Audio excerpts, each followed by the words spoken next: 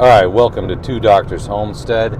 My name's Daniel, and this is Tactical Tuesday, and it's brought to you by the letter F for Friday, right? And before we get into it, I just wanted to clarify, this is not my car.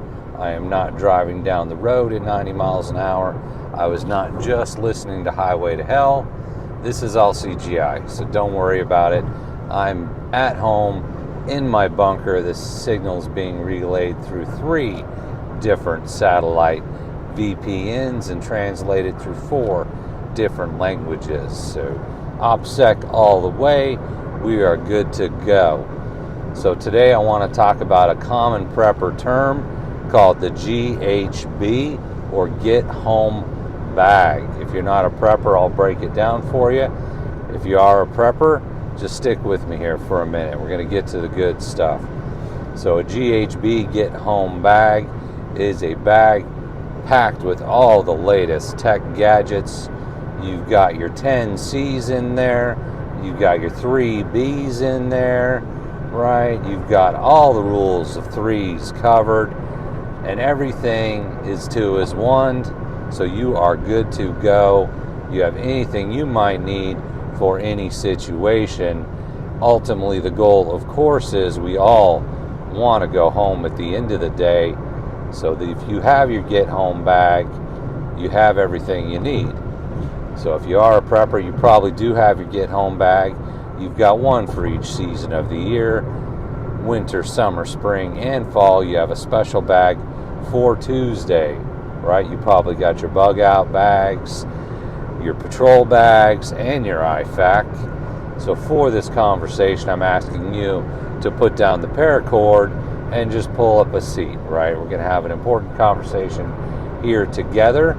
What I'd like to talk about is your plan, right? And we want to keep this part of the prepper community, so we'll call it a GHP, your get home plan. How are you going to get home in the event of a disruption? And it might not have anything to do with how many D-rings you have available at that moment. Disruptions do happen if you travel for work, if you're away from home. Look at recent history. Look at over the last week, FAA grounded all the flights. Now there's some conversation about what happened and why they did that. We're not going to get into that. Flights were grounded. If your plan was to fly home, that didn't happen, right? Go back in history, September 11th, flights were grounded, and I know people that were stranded, right? Disruptions happen. There's examples in reality, and the idea itself is often played with in fiction. If you look at Station 11, there were several examples of people being stranded at the start of a major pandemic, right? Who knows? Pandemics could happen, I guess. What a shocker, right? There was one person stranded in Asia. They were in their hotel. They start getting messages, hey, everything's falling apart. And they were trying to bug out, right? Holy cow, we got to get home. How do we bug out? I don't want to give anything away, but it probably didn't work out too good for them, right? What's your plan? How are you bugging out? How are you getting home, right?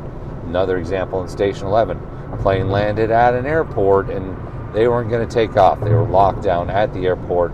People were a long way from home, right? What's your plan? You might say, okay, I'm going to rent a car, right? My plan is planes aren't flying. I'm going to rent a car, which is great. There could be 10,000 people lined up to rent a car, right? You might not get that.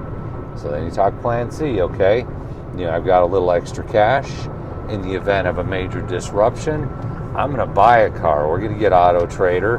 I'm going to buy a car, and I'll sell it when I get home. We'll get a cash car. Might make a little profit, might lose a little money. It won't break me. I want to get home. That is certainly something to think about. You can have that as part of your plan.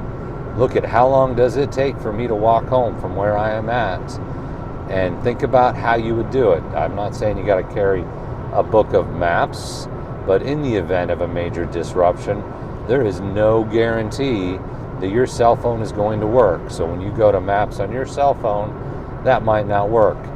as part of your plan. Do you know how to get home? Right? It might seem super simple. Do you know how to get home from where you're at? Think about that.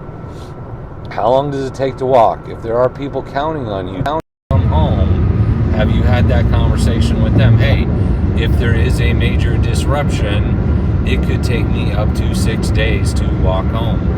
Do not try to come find me. I'm going to walk home. Right? Have that plan. Discuss the plan with people that are depending on you to come home at the end of the day. Right? I can't tell you what your plan is, and you don't need a bag for that. At no point did we talk about where your paracord's going to come into play. Now, I understand, not making fun of preppers. If your get home plan involves a multi-day walk, sure, it will be nice to have things with you, like a comfortable pair of shoes, and you might end up setting shelter on the side of the road. I'm not putting that down. What I'm saying is have a plan first, right? Talk about the plan and make sure you're prepared. So once again, Tactical Tuesday was brought to you by the letter F for Friday. Thank you for watching. We appreciate you.